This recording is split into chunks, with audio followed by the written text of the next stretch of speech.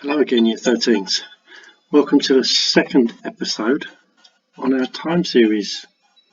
This time we're going to look at seasonal graphs and our seasonal effect.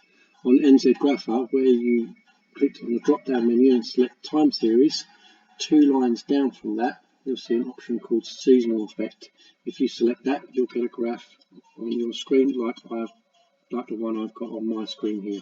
And again, I'm going to use total field jobs in millions in New Zealand as my example.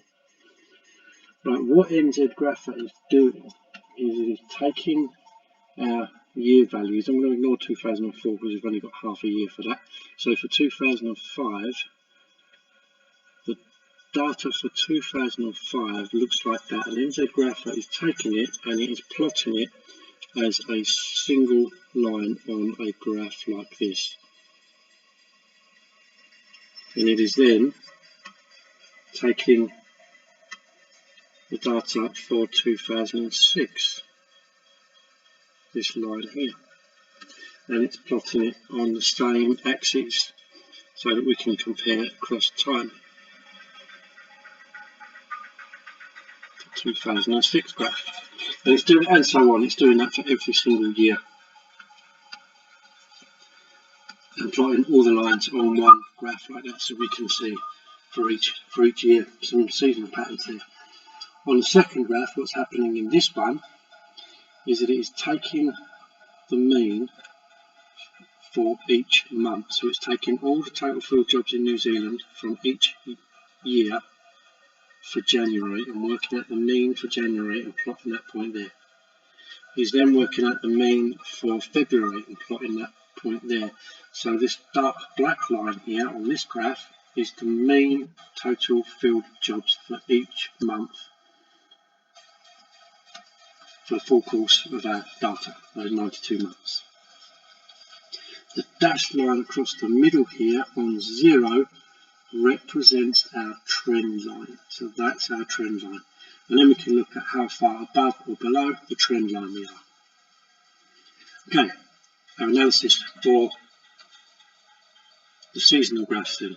The first thing we want to look at is, do we have a consistent seasonal pattern there? So do we have a consistent pattern that it follows through the year? And if I look at each year, for the first 3 months of the year, it's always rising, and then it has a little bit of a dip, and then it rises again, just to drop down back to the January level at the end of the year. Yes, some years are much higher than others because there are more total field jobs in New Zealand in those years, but they all follow that pattern. So we do have a consistent seasonal pattern there. The next graph I'm going to look at is the average, the mean for each month. And I'm going to analyse the peaks and the troughs. That's the high points and the low points. So when I look at the peaks, I've got a peak here in December.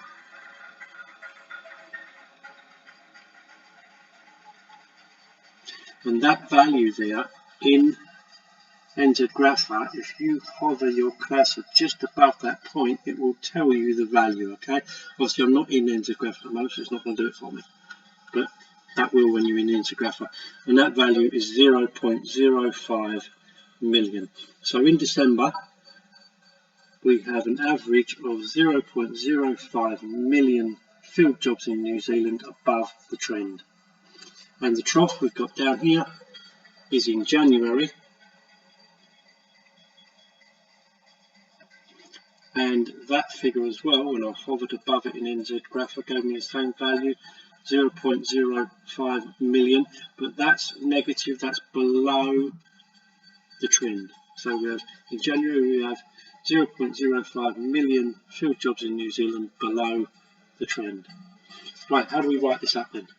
The first thing we're going to talk about is the consistent seasonality. Is there a pattern? I can see from my seasonal graph that it is a consistent seasonal pattern. And for this one, it's quite a strong seasonal pattern. They're always rising, a little dip in the middle there, and then rising again. And then we need to make sure that we are putting that in context. The pattern shows that the total number of field jobs in New Zealand is at its lowest in January and its highest in December. The next step we're going to go to is to analyse these troughs and peaks in a bit more detail. So I'm going to start with the trough. The total number of field jobs in New Zealand in January is on average 0.05 million, or 50,000 field jobs below the trend. Now, here's where we want to put our research in. Make sure it's in context, and I've said for mine, it's likely that the total number of field jobs in New Zealand is at its lowest point in January, because many temporary staff that hired for the Christmas period have now finished their contracts and have lost their jobs or left their employment. And I've got some online quotes there just to back that up. Okay, from a website, it tells me that 90% of temporary staff are university students who leave in January and return to their university. So I've said what I see, I've said what might have caused it, and I've backed it up with some research. Next, the peak. The peak was in December. So the total number of field jobs in New Zealand in December is on average 0.05 million, or 50,000 field jobs above the trend. Why might that be? I've put this down as it's likely that the total number of field jobs is at its highest point in December because many stores and online retail businesses are employing temporary staff for the Christmas period. And then I've got a quote, some research to back up what I've said there. So I've analysed that trough and I've analysed that peak. Would be a really good idea, guys, to also analyse, if you've got an average graph like me, the peak in March and the trough in August. And if I was to analyse that, I would probably say there's a peak in March because we would have a lot of seasonal workers here in New Zealand, wouldn't we, picking our harvest because it's just towards the end of the summer. And we have a trough in August there because all of our seasonal workers have gone back, and our people that are employed in tourism are probably not going to have very much work in August because it's right at the end of our winter. And I'll find some research to back that up. Right, in this one we do have a consistent seasonal pattern, and you should have in your write-up too. But just so that we're aware, so that we don't miss anything out, if we did have one that didn't have a seasonal pattern like this one here, I'm looking at the total sea imports, so the mass of material that's imported through our ports through various different years. And here we can see there's definitely not a consistent pattern, is there? It seems very random.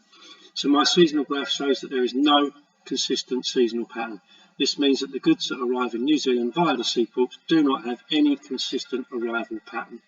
I wouldn't have expected that. I would have expected them to be higher in the run up to Christmas, but that's what our data there is showing.